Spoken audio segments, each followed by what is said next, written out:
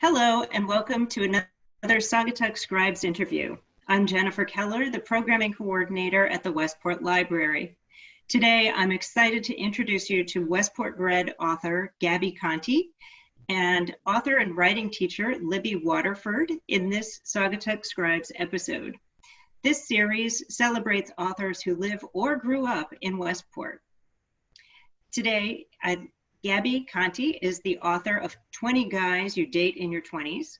She is also contributing writer for Cosmopolitan magazine, currently hosts a daily entertainment news talk show called Hot on Hollywire. Gabi also, if that wasn't enough, performs stand-up and storytelling all over Los Angeles and has been seen on television and writing for it. Libby Waterford writes contemporary romance novels and is currently the 2020 president of the Connecticut Romance Writers chapter of Romance Writers of America. She has presented workshops at the California Dreamin' Writers Conference, Romance Writers of America chapters on both coasts, and is an instructor at the Westport Writers Workshop. So thank you both for coming today, and I'm gonna just mute myself and get off the screen and leave it all to you two. Great. Thanks, Jennifer. Yeah, thanks for having us. I'm so excited and thrilled that Jennifer asked me to have this conversation with you, Gabi, because one of the reasons I am drawn to romance as a genre is because I'm shamelessly interested in other people's love lives. Same. So, so this was a really fun read for me. Oh. And since I met my husband when we were both teenagers in college, I also loved getting to live vicariously through your stories in this. So it was super, super fun. I also love hearing about people who are dating in LA because I've lived here in Fairfield County for about 5 years now, but my husband and I lived in LA for 10 years before that. That's where we moved from. So, oh, cool. Yeah. So I wanted to start with that, sort of asking you, you are from Westport, and that's super fun place to be from, I think, but you left Westport. So what would you say are some of kind of the differences between maybe dating on the West Coast and dating on the East Coast? Yeah, so the book opens up with my high school boyfriend who wouldn't have made the cut if I didn't reconnect with him in my 20s in New York. And so that's my only Westport dating story in the book. But I mean, I think growing up in Westport was such a privilege. It was such a beautiful town to grow up in. I definitely felt like when I was in high school, the whole rebellious, like, I can't wait to get out of this town. And now it's like every time I come back to visit, I'm like, oh man, I wish I still lived in this town. It's so nice. And then I went to college in Boston. So there's a little bit about dating in Boston, which is a totally other beast. And then it was funny because I feel like when I was dating in Westport in high school or whatever, I was like, yeah, I can't wait to get out of Westport and go to college. And then when I was in college, I was like, I can't wait to get out of Boston and move to LA.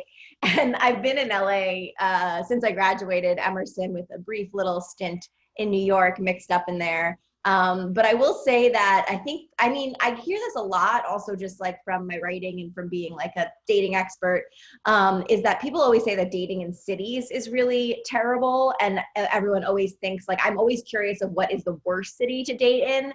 And LA definitely gets that rep because I think people assume that this city is so superficial, which is true. And it's also very competitive, but I do think there are good people out there. And while I was writing this book, I was single, but I actually, after I finished this book, I got into a relationship, which I'm currently still in, and I'm reporting to you from our apartment in Los Angeles. So there is good guys out there. You just have to look. Yeah, it's possible. Yeah, you hear that about LA a lot, that it's a tough city to date in because everyone's always in their car and there's not as much running into people on the street and stuff like that. So I don't know if that's been your experience.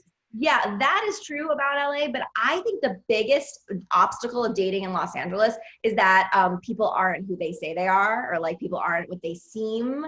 And I think that's probably an obstacle in dating now more as social media becomes more and more prevalent, because I feel like and if you meet someone on a dating app, it's like, are they who they represent themselves on their dating app profile? Are they who they are, you know, Right. on social media? Or are you getting something totally different? And I did in my chapter of the guy who's older, like I faced that firsthand before like social media, Instagram was what it was. And that was my real first, like, oh my God, dating in LA is terrible experience when I first moved out here. So yeah, that story that you told about dating the older guy who turned out to be a whole decade older than you thought he was pretty jaw-dropping. it's funny, yeah. And yeah. I've been reading, I know I shouldn't, but I read like the reviews, and for some reason on Goodreads, people have a hard time understanding. They're like, well, how did you date someone and not know their birthday? And I'm like, well, when you're 23, you're like pretty self-obsessed, like you're not really thinking. And like, I did know like around when his birthday was, and we did celebrate it. I just didn't remember the exact like birthday, you know? Right. But now I know my boyfriend's birthday. I know, like, I'm really good at birthdays, and I'm also a little dyslexic, so numbers are just not my strong suit. So funny.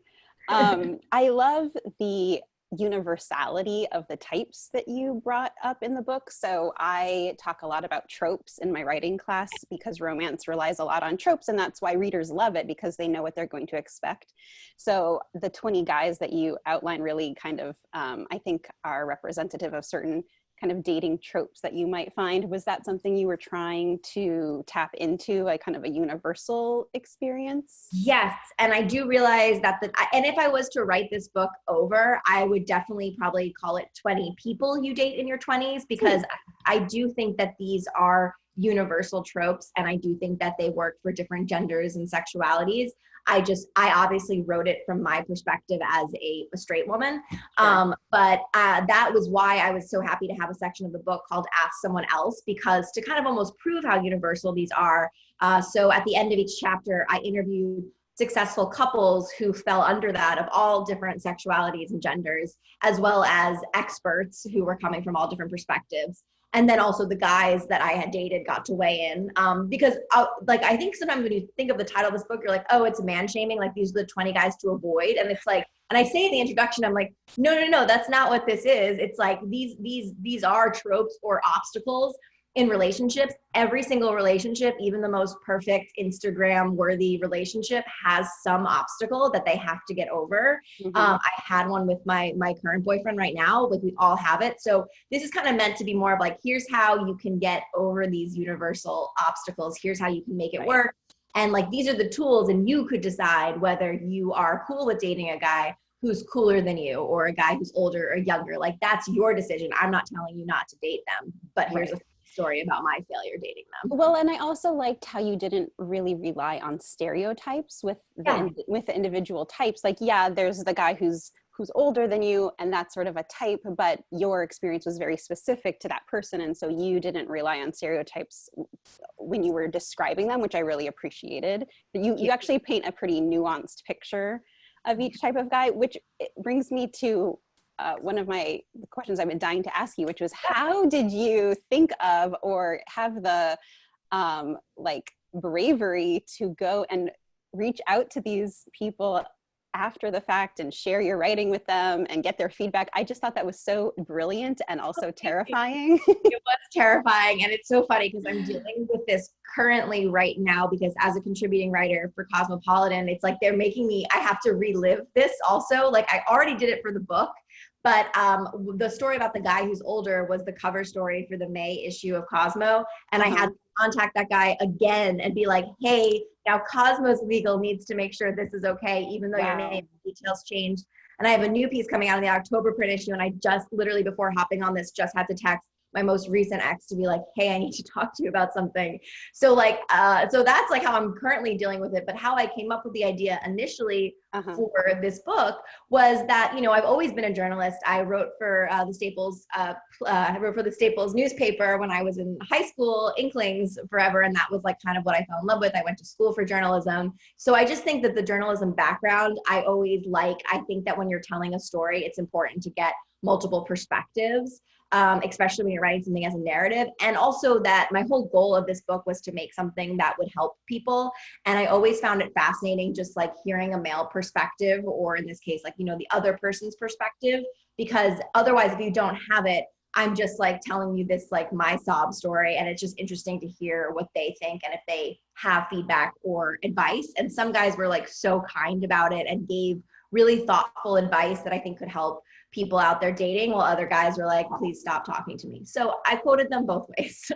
No, I loved the breadth of response you got was really amazing. And the people who were really thoughtful and supportive, I was like, well, I can see what she would have seen in him in the first place if this is how he's responding now. Yes. And then the other one was like, I don't know if you're really like, probably a close shave with some of them. Right. Like the guy who makes you do you, which is the second to last chapter, that ended so dramatically. I was like really terrified reaching out to him because I hadn't spoken to him since like he was basically like, I never want to see you again. So I was like, I was shocked by that when I was shocked about how kind he was and how he gave really good feedback. And he's like, no, it was because it was like too fast and it exploded. And like, my bad, it's fine. Like, I'm so proud of you. I want a signed copy. And I'm like, okay. That's so nice. I mean, it's kind of, I think it just goes to show that even though we feel like, we live an experience, it's just one half of the relationship and we don't always know what's going on in the other person's head. And I think that you illustrated that really well with some of the stories for sure. Thanks so much. Can I ask you about the quizzes? So they're kind of a throwback to the old Cosmo quizzes a little bit, but they actually have useful information in them. Like I thought if you were going through like maybe a problematic relationship and you read one of those, it might get you to think about, your actual long-term prospects with some of these types of guys. How did you come up with the idea for that? Well, it's interesting because the whole book that you see now, I had been working on this. Yeah, here it is. I have been working on this since since the breakup with the guy who's older in my like mid-20s. So I had different drafts of it. And I always wanted to make it somewhat of a guidebook. And yes, I did grow up with like the Cosmos 17 YM quizzes. And I always loved those and I loved doing that. And I kind of wanted this book to feel like you were, drinking with your best friend and like having a sleepover with your best friend and kind of like going over like, the relationship that you're in and trying to figure it out. And so of course, like the nostalgic of like, oh my gosh, yeah, having sleepovers with your best friend and like doing those quizzes and seeing if your crush likes you or if it's all in your head was like so like cathartic for me back then. So perhaps like I can provide that tool for readers now. So that's kind of how it happened. And Chronicle was like so on board with that and really loved that. And I think that was like that the fact that this book had so many different like, had so many different graphic pieces to it and made it so interactive. I think that's what Chronicle really liked about it. And now it's funny because I'm seeing more and more books now that are coming out are more like a guidebook and less like a memoir. So, yeah, I think that's really interesting. Yeah, I'm going to show my copy, which is full of Post-its because I started marking everything I thought was like super funny or insightful, and then I ran out of Post-it notes. So you can tell I really loved the book, and thank you. Everyone watching this goes out and buys a copy for themselves. So you mentioned Chronicle, your publisher, and that you had been working on it for like several years. Could you tell us about sort of your path to publication? I'm always interested in hearing how people get to their contract. Sure. And it's so funny because it's definitely not a traditional one. And it definitely like doesn't I wouldn't give this I've learned now advice of how to go about doing this, but basically I was going to self-publish. And it was something that since I had been working on it in my 20s and like not all throughout my 20s, like I would work on it, I would stop, I would go through breakups, I would, edit it, I would add things, I would add parts to it. So when I was 29, about to turn 30, I'm like, well, I have to publish the book 20 Guys You Date in Your 20s before I turn 30. And that became I feel like people have these like goals when they hit 30. They're like, I have to get married. I have to have a kid. And for me, I was like, I have to publish a book. So that was my mindset. So I had started kind of self-designing it on Canva. And so basically what you're seeing in the book is pretty much what my initial proposal had of the elements of the book that they obviously Chronicle did a much better job designing it because I'm not a graphic designer, I'm a writer. And so I had kind of done that and I had started writing the book, like so introduction, chapters, like everything. And I was getting my hair done of all places. And my hairstylist, I was showing it to him. He's like, what are you working on? I'm like, oh, I think I want to publish this book. He's like, this is really funny. And it was like, do you mind if I show it to my other client? And so he showed it to this guy that was sitting next to him, who turned out to be a lit manager, and he really liked it. And he knew a book agent. And so from talking to that book agent, I was able to learn, like, the book agent was like, oh, well, you need a book proposal. And I'm like, what's a book proposal? And so I saw what a book proposal looked like. And actually, like, book proposals are typically like a 71-page document, double spaced, black and white, really boring. And so I had the idea, I was like, you know what, I feel like no one's going to want to read this, especially me as like somewhat of an unknown. Like, I had some credits, but I wasn't like, you know, famous by any means. So I kind of decided to take the colorful format that I was using anyway and kind of make that into a book proposal. And apparently that was when my now book agent, Beth Davey, saw that, that's what she really liked. And they didn't think that she would even like be interested for some reason, but she like loved it. She was like, she has 3 daughters, so it totally resonated with them. Mm-hmm. And it resonated with her. And so she gave me some feedback on what I should, you know, little tweaks to change on it, and some spelling errors, like stuff like that. And then we sent the proposal out to various publishers, and within a month, Chronicle was the one who wanted it, which is so funny because I think like a lot about manifestation. Like, always when I was writing this book, I would look, and like back in like college, I remember like the book section at Urban Outfitters and always being like, oh, my goal in life is to have a book in the book section of Urban Outfitters. Like, that literally was my goal. I love that goal. That's an awesome goal. In college, because I was like, and so I went, and that's also kind of, I think, where my inspo came from. And I went and I like would flip through. And it's so funny because if you go to an Urban Outfitters now, a majority of the books there actually are Chronicle books. So it was like the perfect fit. They definitely wanted me to make it have even more graphics in it than I had initially had. So the stories were a little longer in my like proposal. So they're a little shorter in here. That's interesting. Which was a challenge, but I ended up getting it to make sense and work out. Yeah.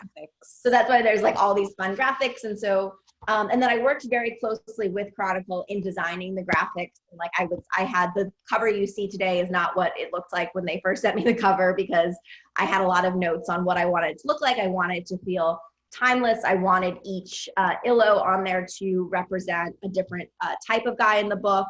And so, yeah, it was definitely a process, and I learned so much. And I also feel like no one teaches you how to write a book proposal. So I've always kind of been like, I want to provide that to people who have, like, I'm happy to send my proposal to aspiring writers, because I feel like we should have that resource, and it's crazy that we don't. That's really interesting. I think that, yeah, for nonfiction, book proposals are much more common than in fiction. In fiction, usually you write a query letter and maybe a synopsis, and then you have your manuscript. So, but with nonfiction, it's different because you might have a lot of all those elements of the graphics and like text and graphics combined. And so that's really interesting to hear about, and generous offer. But I'm a big proponent of sharing knowledge about publishing. It's very opaque. So to have that out in the open is super helpful, and we should all be as generous with our. Yeah, no one tells you, and I think someone really can write a book. And like, I mean, we're living in a world too where it's like, well, so many people should have these platforms and should be able to speak, and it's like, well, why are they not like having this? And it's literally something as like simple as, oh, do you know how to write a book proposal? I feel like there's more resources on how to write a screenplay than how to write a book proposal. Right.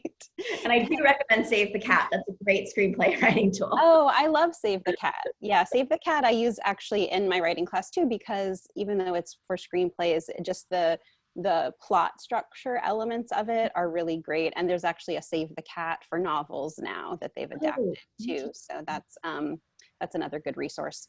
I couldn't believe he passed. I thought he was I know. So sad. I know, really sad. Yeah. But that's a great book. Mm-hmm. So tell us, you mentioned that the book actually has been optioned, and you're working on the screenplay. So tell us about that. Sure. So it's funny. I'm reading Save the Cat because of that, because I'm adapting my book into a screenplay.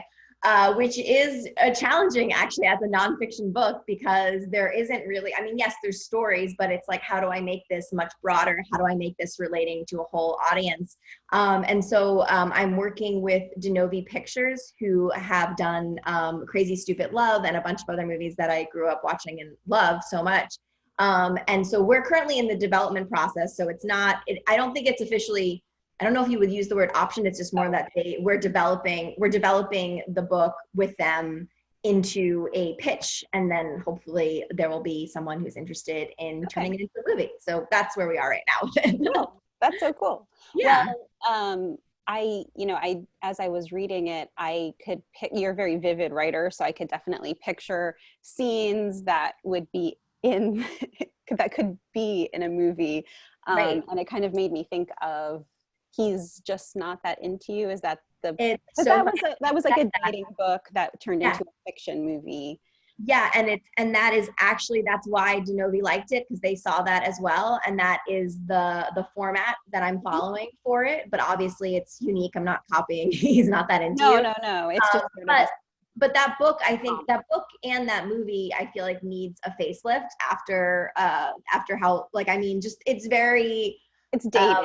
It's very dated. And you know, I do feel like we're living in an age where it's like, he's into you, you're just not interested. And I do feel like He's Not That Into You is such a black and white statement for dating. And I don't think it always applies. So, but I will be, the what I'm currently working on right now does feature various different types of relationships, and kind of what we were talking about earlier. It does prove that these relationship types are universal. So you will see people of all different genders and sexualities navigating dating with these different, I mean, when I rewatched He's Not That Into You, I was shocked that there was only one gay couple in the whole movie. They weren't even like a feature couple. They just like, they, you know, were like stereotypical, like sass, and I was like, come on, like. Yeah. No, I think you're on the right track with updating it. And also, you know, you don't go into this too heavily, but you did mention some dating apps that you had used, I think, and that's like kind of where we're at in today's world. And so bringing some of that in, I think, would be really interesting. And as I just heard a phone. Dating apps, that's actually how I met my boyfriend. And I didn't think that that would ever be possible, because I was very like I always was like, oh, dating apps are just for hookups, but it really is how you use them, and it's really how you like approach dates and all that kind of stuff. And I do think that is possible. But yeah, so much of dating now is dating apps. So much of dating now during the pandemic is dating apps. So I think that will just continue to be a thing. Yeah, dating during the pandemic, that's a whole other ball of wax. It is kind of crazy. So you met your partner before the pandemic started. Yeah, I met my boyfriend, but it definitely did, like, I feel like speed up our timeline a little bit. So I had actually did a piece and video for Cosmopolitan where I went on 30 dates in 3 days. And that was, so I did that last July. So before my book was out, but it was already written. And I did that, and that's actually really how I got really good at navigating like dating apps and all that stuff. And so after doing all that, I matched with my boyfriend in September, and we went on our first date in September, and we've been dating ever since. We moved in with each other in March, right before everything got locked down. Oh, wow. Like we even had like a housewarming party, and then everything got locked down. And that also was a little probably faster than normal, but my lease was up and we were spending all this time together. So it just kind of made sense. And then we just moved into a place of our own in July. So yeah. Congratulations. That sounds a little bit like a trial by fire. You get congratulations. You get to live together every minute of every day. Yeah. Have conversations about what's for dinner and what are we watching until we die. Wow. That's awesome. Yeah. Well, I just want to ask sort of, where can people find the book and find you if they want to learn more? So the book is available wherever you buy books, and it should be in bookstores too. So if you safely go to a bookstore and you don't see it there, you can ask them for it. It should be at the Westport Barnes & Noble. I haven't seen it yet, but it should be there. And I know it's actually at the Westport Library as well, so if you want to take it out there. And also, so wherever you buy books online too, you can get it. It's also available on Kindle, although I do recommend a hardcover book because it's so interactive. And I just also recorded an audiobook, which doesn't have the quizzes, but still is fun for like a car ride, whatever. So that is available wherever you listen to books as well. So you narrated your own audiobook? I did. That is awesome. That's so cool. Cool, because a lot of the stories too, you know, you mentioned earlier that I do stand up in storytelling. Actually, currently not now, really. I've done a couple of digital shows, but all the stories that are written in the book, I've actually performed on stage, and that was also part of my writing process, was to tell these stories out loud and to kind of get the feedback from the audience about what was relatable, what wasn't relatable, what was working, what wasn't. So that also was why doing the audiobook was like so fun, because I was like, oh yeah, I've done these before. It's so easy for me to do. So. Well, that's great. The book is a lot of fun because it's so colorful and it has so many fun graphics and interactive things, but I can imagine the audiobook would be just as fun because it would be in your own voice, which is super cool. If you love podcasts and you want to like something to listen to on a car ride somewhere, definitely check that out. Great. Well, it was so much fun talking with you, Gabi. I'm glad I love the book, and I'm glad we got to talk. Thanks again. Hey, yes, thank you for interviewing me. This was so fun. Great. Well, now I'm going to jump in and thank you both for your time on behalf of the Westport Library. I just want to say thank you for sharing your time. And for those of you watching at home, remember that you can order or buy 20 Guys You Date in Your 20s through your favorite store, or borrow it from the Westport Library. For more author videos and events and other information about the Westport Library, please visit westportlibrary.org. Thanks again, everybody.